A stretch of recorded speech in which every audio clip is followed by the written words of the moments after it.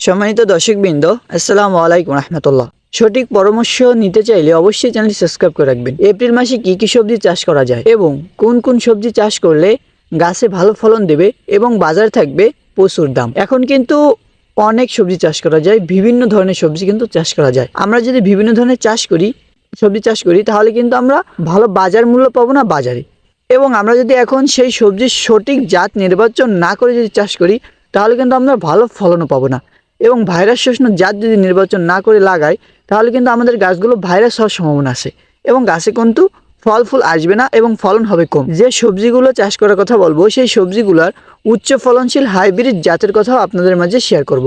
তো প্রথমে যে সবজিটা রয়েছে, এপ্রিল মাসে চাষ করার জন্য সময় উপযোগী 1 নম্বর অর্থকারী ফসলটা হচ্ছে করলা চাষ। হ্যাঁ দর্শকবৃন্দ, করলা চাষটা কিন্তু আসলেই লাভজনক একটি সবজি। এর স্বাদে তিতা হলে কিন্তু বাজার থেকে প্রচুর দাম এবং চাহিদা থেকে অনেক বেশি।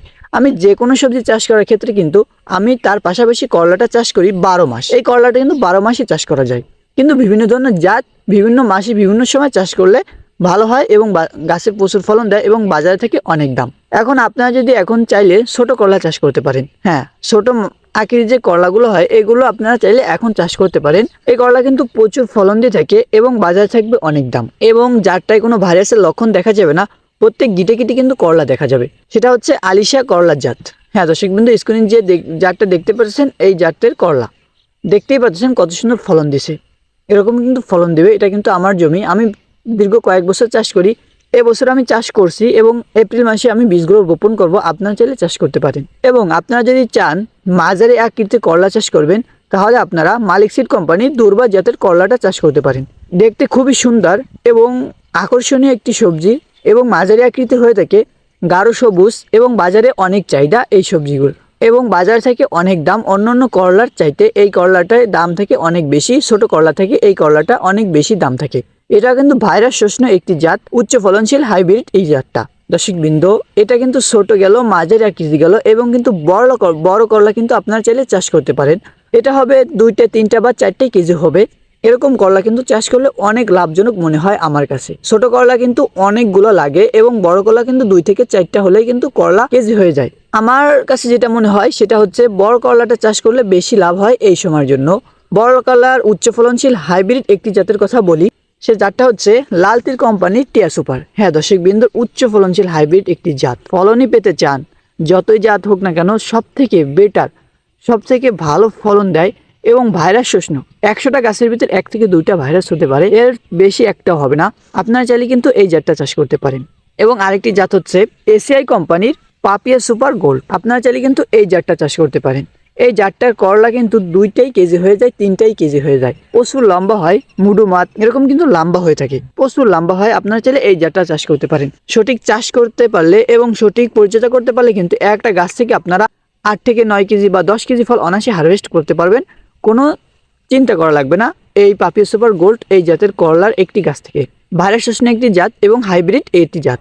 আমি কিন্তু দীর্ঘ কয়েক বছর চাষ করি, সব থেকে বেশি এই করলাটা চাষ করে থাকি। হ্যাঁ দর্শকবৃন্দ, আপনারা চাইলে কিন্তু এই জাতগুলো চাষ করতে পারেন। আপনাদের অঞ্চলে কিন্তু এই জাতগুলো পাওয়া যায় না, অনেক অনেক অঞ্চলে এই ভালো মানের জাত কিন্তু পাওয়া যায় না। আপনারা যদি চান তাহলে আমার কাছ থেকে নিতে পারেন। আমি একজন সবজি চাষি, তার পাশাপাশি বীজ বিক্রি করি। আমি ভিডিও বানাই, অনেকে কল দেন যে ভাই যে আমাদের এখানে বীজ পাওয়া যায় না, তাদের জন্য আমি বীজ আনছি বা দোকান দিচ্ছি। আমার কাছে অ্যাভেলেবেল বীজ আছে, আপনারা চাইলে এই বীজগুলো নিতে পারেন খুবই কম দামে এবং ভালো জাত চাইলে নিতে পারেন।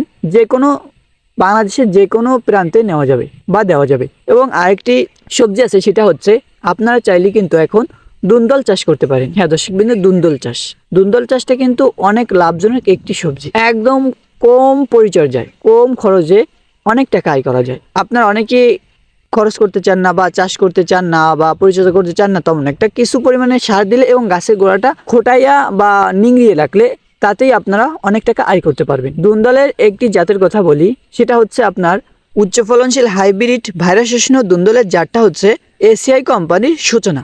আপনারা চাইলে এই জাতটা চাষ করতে পারেন। আমি কিন্তু এই জাতটা চাষ করব। এবং আপনারা চাইলে কিন্তু এখন চিচিঙ্গা চাষ করতে পারেন। খুব সুন্দর ফলন দিয়ে থাকে, প্রত্যেকটা গিটে গিটে কিন্তু ফলন দিয়ে থাকবে, খুবই অল্প পর্যায়ে যায় এবং এই চিচিঙ্গা কিন্তু প্রচুর দামে বিক্রি করা যাবে। 80 টাকা 100 টাকা কিন্তু বিক্রি করা যাবে বাজারে।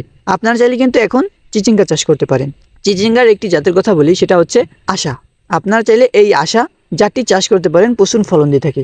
এবং দর্শকবৃন্দ, আপনারা যদি চান আরও সবজি চাষ করতে চান, আপনাদের কাছে যদি অনেক জমি থাকে বা ছায়াযুক্ত জমি আছে, তারা কিন্তু আপনারা চাইলে ঝিঙ্গা চাষ করতে পারেন। হ্যাঁ দর্শকবৃন্দ, ঝিঙ্গা চাষটা কিন্তু আসলে একটি লাভজনক একটি সবজি। আপনারা চাইলে ঝিঙ্গা চাষ করতে পারেন। প্রত্যেকটা গিটে গিটে হয়ে থাকে এবং এই ঝিঙ্গা কিন্তু খুবই সুস্বাদু খাইতে এবং বিক্রি করার সময় অনেক চাহিদা। গাছে কোনো ভাইরাসের লক্ষণ দেখা যায় না এবং খুবই খুবই কম লক্ষ্য করা যায় রোগবালাই। অল্প কিছু কীটনাশক ব্যবহার করলে একবার বা দুইবার, হাইরেস্ট দুইবার ব্যবহার করলে কীটনাশক আশা করি হয়ে যায়, কোনো সমস্যা হয় না। এমন এমন সময় গেছে আমি কোনো সময়ও কীটনাশক ব্যবহার করিনি, এই ঝিঙ্গা গাছে খুব সুন্দর ফলন দিয়ে দিছে, কোনো সমস্যা ট্রাবল দেখা দেয়নি। আপনারা চাইলেও ঝিঙ্গা চাষ করতে পারেন। ঝিঙ্গার উচ্চ ফলনশীল হাইব্রিড একটি জাতের কথা বলি, সে জাতটা হচ্ছে, হ্যাঁ আপনারা চাইলে এই জাতটা চাষ করতে পারেন। এটা হচ্ছে অসীম ঝিঙ্গার জাত। আপনারা চাইলে কিন্তু এই জাতটা চাষ করতে পারেন, আমি চাষ করে থাকি। এবং আপনারা যদি এপ্রিল মাসে চাষ করতে চান, এপ্রিল মাসে চাষ করার জন্য সময় উপযোগী অর্থকারী ফসলটা হচ্ছে বরবটি চাষ। হ্যাঁ দর্শকবৃন্দ, বরবটি চাষটা কিন্তু আসলে একটি লাভজনক সবজি।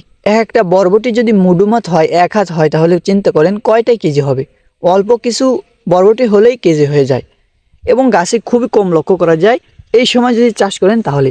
এবং এই সময় যদি চাষ করি আমরা বরবটি, তাহলে কিন্তু আগাম সবজি হিসাবে আমরা বাজারে উঠাইতে পারবো। এবং আপনারা অনেকেই জেনে থাকবেন, আগাম সবজি যদি আমরা বাজারে উঠাই তাহলে কিন্তু প্রচুর দাম থাকে।